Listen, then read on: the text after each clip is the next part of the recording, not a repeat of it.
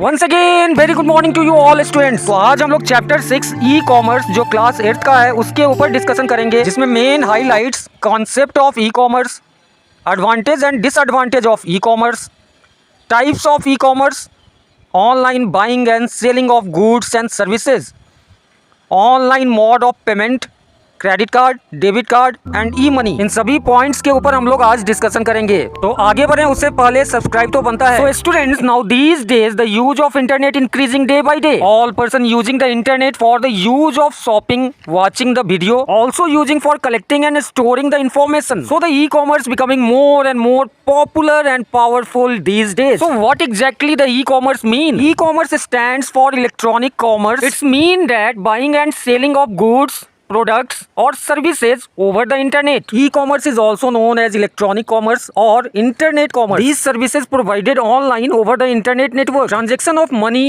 funds and data are also considered as an e-commerce. Okay students, so the standard definition of the e-commerce is a commercial transaction which is happened over the internet. For example, these all are the web portals, websites like Amazon, Flipkart, eBay, etc. are few example of e-commerce websites. So students, we all are moving towards the advantage of e-commerce. For buyer point of view, they have the convenience of shopping at the home. They can compare the price of items easily. They can read reviews of other users about the products. Doorstep delivery of the desired goods and services. For seller point of view, the web offers low overhead expenses. It's a low cost marketing activities. On these portals, millions of buyers present. On the other hand, these all are also the advantage of e-commerce. Okay, e-commerce furnished the sellers with a global enrichment. They removed the barrier of place. Now the sellers and buyers can meet in a virtual world without the hindrance of location. The second one is electronic commerce is a low and cheap in a cost. It eliminates major fixed cost of maintaining the shop, and due to that it allows the companies to enjoy a major high margin of the profit. The next one is it provides quick delivery of goods with very little effort on the part of the customer. On the other hand, customer complaints are also added very quickly. So it's very important that it also saves time, energy and effort of both the customers and company. One other great advantage is the customer can shop 24/7. The website is functional at all the time. It doesn't have working hours like a shop and no limit of time. The other benefit is that electronic commerce also allows the customer and the business to be in the touch directly. This allows for quick communications and transactions.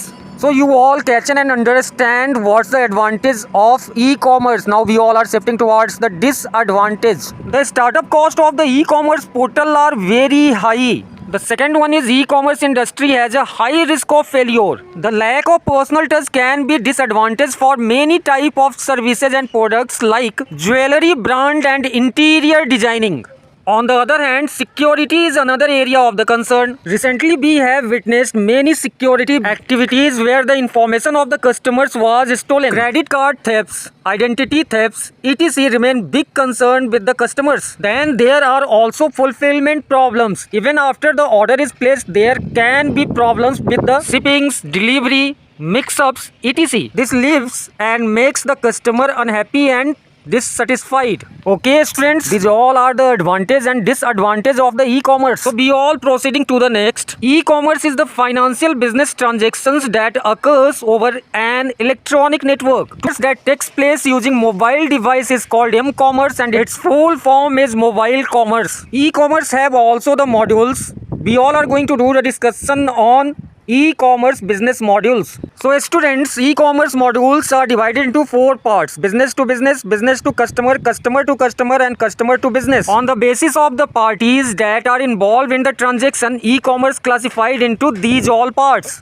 So very first, business to business or B2B e-commerce. In business to business, the companies are doing business with each other. In this module, the final customer is not involved, and in the online transactions, only the involvement of the manufacturers, wholesalers and retailers. Amazon, Trade India and Aladdin are few example of business to business e-commerce websites. The next one is business to customer or B2C e-commerce business. In this module, the companies will sell their goods and or services directly to the customer.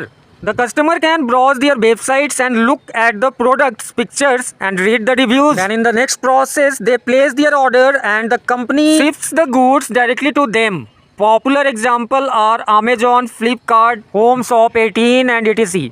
Okay students, now we all are shifting towards the customer to customer matlab C2C e-commerce module, where the customers are in direct contact with each other. So in this module, no company's involvement in the business. It helps people sell their personal goods and assets directly to an interested party. OLX, Quikr, eBay, Amazon are the perfect example of the C2C, mean customer to customer e-commerce module. So students, we all are moving towards the fourth and last module of the e-commerce, that is known as customer to business. It is also known as B2C e-commerce business module. So the customer provides the goods or services to the company. eBay, Amazon and Flipkart are the example of customer to business e-commerce module. So students, our next point is online buying and selling of goods and services. In this process, the customer select the products or services from the merchant site, then add to the cart, then process to the purchase. After the successful payment transaction, all the product or services will be booked for the delivery. Now the next point of the chapter is online modes of payment.